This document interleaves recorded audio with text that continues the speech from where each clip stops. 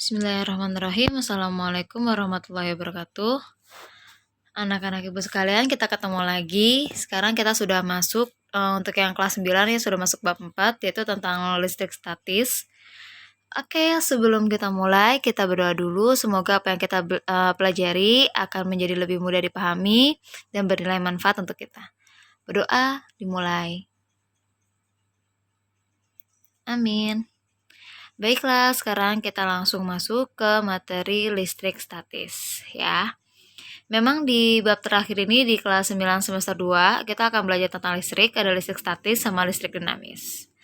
Apa itu listrik statis? Ya.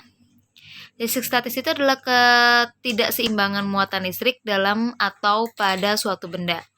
Jadi muatan-muatan listrik pada suatu benda itu dia mengalami ketidakseimbangan sehingga mereka bisa berpindah dari satu benda ke benda yang lain untuk muatan listriknya. Nah, di sini listrik statis itu juga berasal dari kata-kata state kan, artinya diam ya. Jadi dia itu muatan listrik itu dalam keadaan konstan ya. Nanti kita akan belajar lebih jelasnya di materi atom. Nah, di sini untuk listrik statis itu pertama kali diselidiki oleh seorang ilmuwan dari Yunani, namanya adalah Thales of Miletus pada tahun 640 sampai 546 sebelum Masehi. Nah, di sini dia menemukan ya bahwa menggosokkan batu amber itu adalah sebuah pohon damar yang dia tuh membatu gitu. Ya, itu namanya disebutnya batu amber. Dan jadi batu amber itu digosok-gosokkan, nah kemudian didekatkan ke benda-benda ringan kayak misalnya potongan-potongan kecil daun, kemudian bulu ayam ataupun debu. Nah, nanti potongan-potongan itu dia akan ketarik ke batu amber tersebut gitu. Ya, jadi kayak semacam listrik, tapi listrik kayak ini dia tidak berkekuatan besar ya, jadi kalau di kita tuh nggak nyetrum gitu. Nah, di sini dari bagian listrik statis ya. Nah, kita mempelajari tentang atom. Jadi gini, kan listrik statis itu tadi ibaratnya berarti ada dua benda kan, ada batu amber sama misalnya sama potongan-potongan kecil daun, ya kan, mereka saling tarik menarik. Nah, berarti mereka itu memiliki muatan listrik yang berbeda gitu. Ibaratnya kayak magnet ya. Jadi ada dua magnet, dia dengan kutub yang berbeda, mereka saling tarik menarik. Nah, ternyata ini bukan hanya terjadi pada magnet, tapi benda-benda di sekitar kita itu juga bisa tarik menarik gitu. Kayak misalnya kau pernah perhatikan nggak pada saat rambut kamu kena balon, nah terus rambut kamu ketarik sama balon, ya kan? Nah, itu termasuk listrik statis gitu. Jadi benda-benda sekeliling kita pun yang kita ngerasa dia nggak punya listrik, ternyata dia punya energi listrik gitu. Berarti kan ada suatu listrik pada suatu benda. Nah, benda ini disebut juga dengan namanya unsur. Unsur itu ibaratnya misalnya gini, kayu. Kayu itu adalah unsur. Nah, kayu itu kalau misalnya kita potong jadi bagian terkecil, nah itu ibaratnya kayak misalnya partikel-partikel kayu gitu kan, atau serbuk kayu. Nah, kita nyebutnya adalah atom gitu. Ya. Jadi atom itu adalah bagian terkecil dari suatu materi itu sendiri yang masih memiliki sifat dari materi tersebut. Jadi walaupun tadi misalnya ada sepotong kayu, ya kan, kemudian dipotong-potong jadi serbuk-serbuk kayu yang kecil sampai nggak bisa dibagi lagi gitu kan. Nah, tetap walaupun dia udah jadi serbuk kayu, tetap dia akan memiliki sifat yang sama seperti satu batang kayu tersebut gitu. Ya, pasti dia akan memiliki sifat yang sama gitu, nggak akan beda. Mau kayunya besar atau kayunya cuma satu serbuk gitu kan, tetap aja dia bersifat misalnya adalah isolator gitu kan, dia tidak bisa mengantarkan arus listrik, misalnya seperti itu. Ya, emas mau dijadiin serbuk emas ya tetap aja sifatnya akan menjadi emas. Ya, tidak berubah, itulah yang disebut dengan atom. Ibaratnya kayak kita manusia, nah bagian terkecil ada yang sel kan, nah itu kayak gitu. Pada benda mati itu juga ada namanya adalah atom. Nah, di sini atom itu dibagi kalau kita lihat gitu ya dalamnya. Atom itu ada yang bilang atom bagian paling kecil, ada bukan yang paling kecil, bukan atom gitu kan. Tergantung sih sebenarnya. Karena memang berdasarkan ditemukannya. Waktu orang bilang atom itu adalah bagian paling kecil karena mikroskopnya belum secanggih sekarang gitu. Terus ada yang bilang bagian di dalam atom itulah yang paling kecil. Itu benar juga, jadi nggak ada yang salah karena si penemu ini tergantung alat yang digunakan. Kayak misalnya kita bagian yang terkecil adalah sel, ya kan? Tubuh manusia paling terkecil adalah sel. Ada yang bilang bukan sel, tapi misalnya nukleus atau gen gitu kan. Ya tergantung dia menemukannya apa. Kalau dilihatnya pakai cuma mikroskop sederhana, ya lihatnya cuma sel. Tapi kalau misalnya pakai mikroskop yang lebih canggih, yang elektron misalnya, nah dia bisa lihat gen gitu kan misalnya. Jadi ya tergantung bagaimana melihatnya ya. Nah, di sini atom itu dibagi menjadi 2 lapisan kalau kita belah lagi. Ya, setelah ditelusuri lagi, atom itu punya 2 lapisan, ada lapisan paling luar sama lapisan paling dalam. Di lapisan paling luar itu ada yang namanya elektron, ya, dia bermuatan negatif. Dan di bagian dalam atau inti atom, ya, itu ada dua muatan, ada muatan proton yang bermuatan positif dan ada neutron yang tidak bermuatan atau netral. Nah, ini kalau bisa lihat gambarnya, ini salah satu bentuk dari atom. Sebenarnya bentuk atom tuh banyak sekali. Ada yang bentuk kayak, kalau misalnya kalian tahu logo science ya, atau kayak kismis gitu. Nah, itu banyak sekali sebenarnya bentuk dari atom. Nah, ini salah satu di antaranya. Jadi ada lapisan kulit ya. Ini ada lapisan kulit.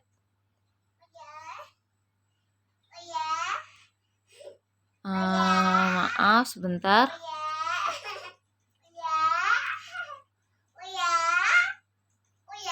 Nah, di sini nih. Ini adalah lapisan kulit ya. Kemudian yang ini adalah lapisan inti. Nah, di lapisan kulit atau lapisan yang paling luar, nah itu terdapat yang namanya elektron. Elektron di sini hanya ada di dalam di bagian kulit ya, nggak ada di bagian inti. Nah, sedangkan kalau misalnya yang di inti atom, ini ada yang bermuatan positif kan, dia adalah proton, dan yang tidak ada isinya ini adalah neutron, dia bermuatan netral atau tidak bermuatan. Nah, proton sama neutron walaupun dia di bagian inti, dia tidak bisa ke bagian kulit atom, ya. Jadi mereka punya porsinya masing-masing, seperti itu. Oke. Kita lanjut. Nah, di sini kita masuk ke oke, sebelumnya karena di sini siapa yang bisa berpindah, berarti kan tadi kan harus ada yang berpindah ya. Nah, karena elektron letaknya ada di bagian kulit atau paling luar, maka elektron yang bisa berpindah dari satu atom ini ke atom yang lain ya. Sedangkan yang proton sama neutron tetap berada di dalam inti. Ya, jadi hanya elektron yang bisa berpindah dari satu atom ke atom yang lain. Oke. Ciri-ciri atom itu adalah tadi salah satu bagian terkecil dari suatu unsur. Nah, kemudian inti atom dikelilingi oleh satu atau lebih dari elektron. Kemudian di dalam inti ya, itu ada proton dan neutron. Kemudian sifat elektron ini seperti planet yang mengelilingi inti pada orbitnya. Ya, itu adalah ciri-ciri dari atom. Nah, sifat muatan atom itu ada yang netral, ada yang positif, ada yang negatif. Netral kalau jumlah proton sama dengan jumlah elektron. Positif kalau jumlah proton lebih besar dibandingkan elektron ya. Atau elektron keluar dari atom. Sedangkan kalau misalnya negatif, kan kalau elektron keluar dari atom, yang positif dulu. Kalau elektron keluar dari atom ya, artinya kan dia kehilangan elektron kan. Nah, berarti elektronnya berkurang yang negatifnya. Nah, berarti jadi bermuatan positif gitu. Nah, kalau misalnya atom bermuatan negatif, kalau elektron kan yang negatif lebih banyak dibandingkan proton kan. Nah, atau elektron masuk ke dalam atom. Kalau ada kedatangan elektron, berarti elektronnya nambah. Berarti negatifnya nambah kan, gitu. Ya. Nah, ini contohnya nih.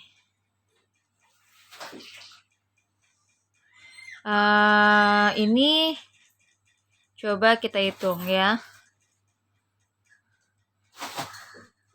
Nah, di sini di gambarnya ada 1, 2, 3, 4, 5.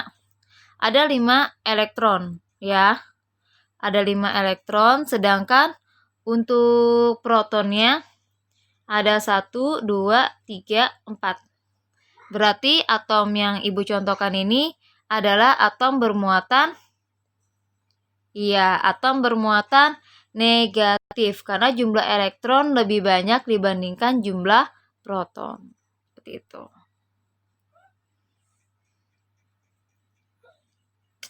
Oke, next kita ke muatan listrik ya. Jadi udah paham ya. Gampang ini mah. Nah, muatan listrik ini kalau dalam fisika simbolnya adalah Q, dengan satuan internasionalnya adalah Coulomb. Cara kerja muatan listrik sama dengan cara kerja magnet, yaitu tarik-menarik pada benda bermuatan yang berbeda dan tolak-menolak pada benda yang bermuatan sama. Nah, untuk mengukur muatan listrik pada suatu benda itu disebut elektroskop. Cara kerja elektroskop gampang, tapi kita harus tahu dulu ada bagian-bagian apa di elektroskop. Oke, you can see that.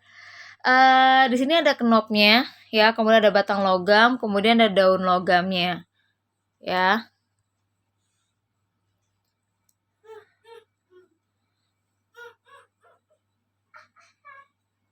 Kamu bisa lihat sih sebenarnya di sini. Di sini misalnya sisir ini bermuatan apa sih?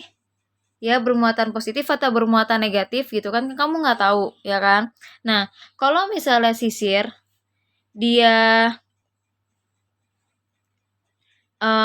didekatkan ya ke knopnya itu, ke kepala elektroskop. Nah, kemudian dia apa nih namanya nih? Alatnya ke bawah gitu ya. Bisa kelihatan kasih tulisan bentar ya.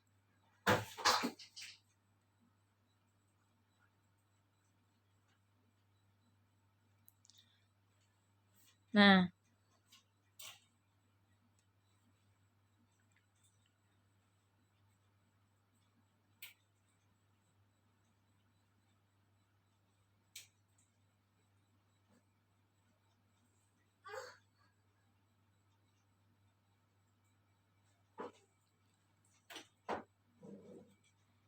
ini kalau sisir itu seharusnya dia bermuatan positif ya.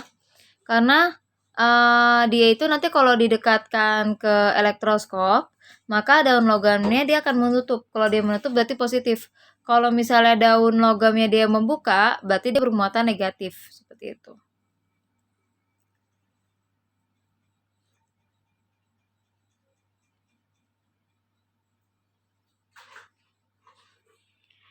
Nah, kemudian di sini apa sih yang tadi yang terjadi kayak peristiwa-peristiwa listrik statis seperti yang tadi Ibu sudah jelaskan ya.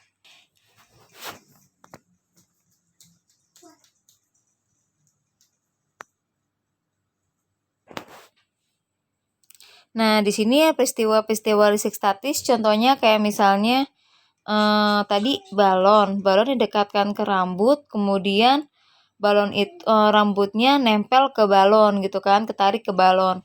Karena memang balon itu kan dia terbuat dari plastik kan, ya, bahan-bahan yang apa namanya, yang elastis. Kalau elastis umumnya dia bersifat isolator. Nah, berarti dia bermuatan positif. Nah, kemudian rambut itu dia bermuatan negatif. Jadi elektron, kalau muatan negatif berarti kalau rambut bermuatan negatif, artinya elektron pada rambut itu jauh lebih banyak dibandingkan protonnya. Sedangkan yang pada balon karena dia bermuatan positif, ya kan? Maka jumlah proton itu lebih banyak dibandingkan elektron. Maka ketika balon didekatkan ke rambut, elektron yang ada pada rambut yang tadi dia lebih banyak, dia pindah ke balon. Gitu. Elektronnya pindah ke balon sehingga balonnya bisa bermuatan negatif karena elektronnya bertambah gitu. Nah, ini juga terjadi pada kaca kain sutra ya kan? Kaca positif, kain sutra negatif. Berarti elektron kebalik, kaca positif, kain sutra negatif. Nah, elektron dari kain sutra pindah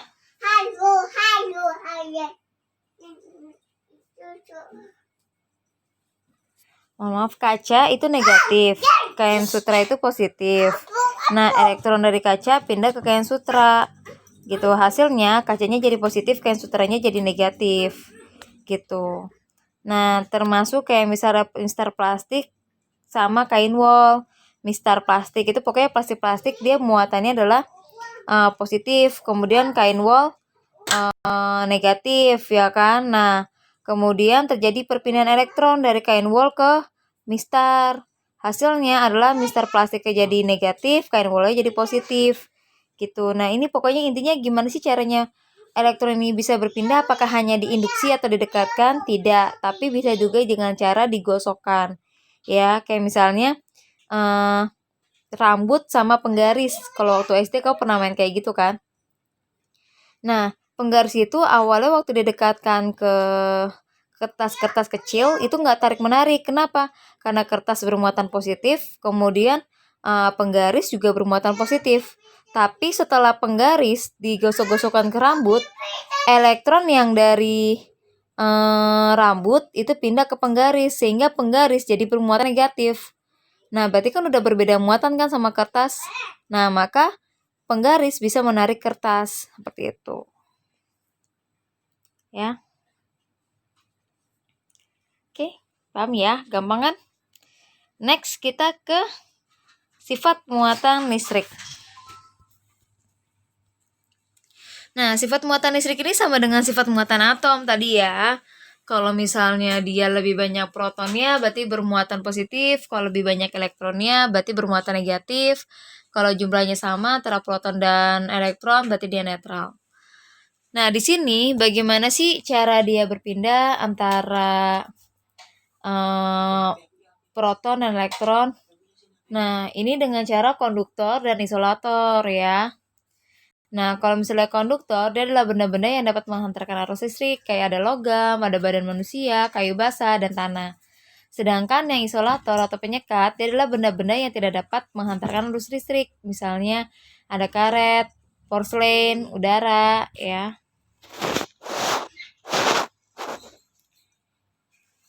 Next, kita ke induksi muatan listrik. Induksi itu sebenarnya adalah artinya didekatkan ya kan. Tapi kalau induksi listrik di sini maksudnya adalah peristiwa pemisahan muatan listrik dalam suatu benda karena benda tersebut didekati benda lain yang bermuatan. Nah, ini contohnya di gambar pertama itu ada gambar A sama gambar B ya kan. Kita lihat di gambar A. Di gambar A ini ada dua benda ya kan yang bentuknya panjang sama bulat. Yang bentuknya panjang itu kan ada negatif kan. Dia bentuknya negatif, sedangkan yang bulat itu positif sama negatifnya tuh campur baur gitu. Nah, ketika yang benda panjang ini didekatkan ke yang bentuknya lingkaran, nah, maka yang tadinya positif negatifnya berantakan, nah dia jadi bersaling memisah gitu.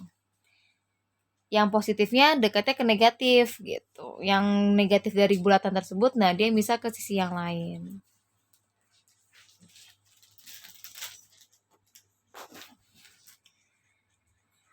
Oke. Kita sudah sampai sini. Ya. Bagaimana? Masih mau lanjut? Oke, sampai sini dulu ya. Sampai ke induksi muatan listrik. Nanti selanjutnya kita akan ketemu di hukum Coulomb, ada medan listrik sama potensial listrik ya, udah masuk hitung-hitungan. Oke. Alhamdulillahirrahmanirrahim. Assalamualaikum warahmatullahi wabarakatuh.